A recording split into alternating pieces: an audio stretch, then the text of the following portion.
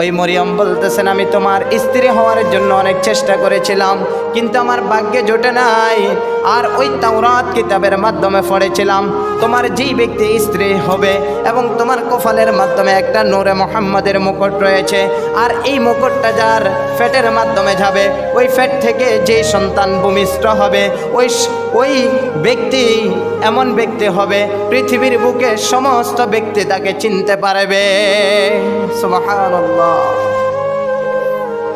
এবার তখন আব্দুল্লাহ বলতেছেন, দেখো আমার বাবা বিয়েটা করাইছে, এখানে তো আর কোনো অসুবিধা নাই। তখন মরিয়ম বলতেছেন, আব্দুল্লাহ একদিন তোমার বাবা মক্কা নগরীতে জবাই করার জন্য গেছিল, তোমার মতো আব্দুল্লাহকে জবাই করার জন্য গেছিল তরবারি নিয়ে, আর আমি 80টা মেয়ে নিয়ে এই তরবারিকে আমি নিষেধ করেছি, তোমাকে জবাই করার জন্য নিষেধ করেছিলাম, তোমার মতো ব্যক্তিকে হত্যা করার জন্য দিই নাই।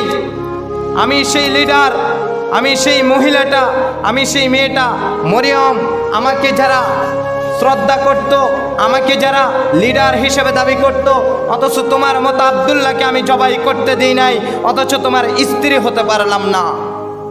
আমি তোমাকে ওয়াদা দিলাম এই দুনিয়াতে আর কখনো, যদি আমি দুনিয়াতে বেঁচে থাকি, আর কখনো আমি স্বামী গ্রহণ করব না।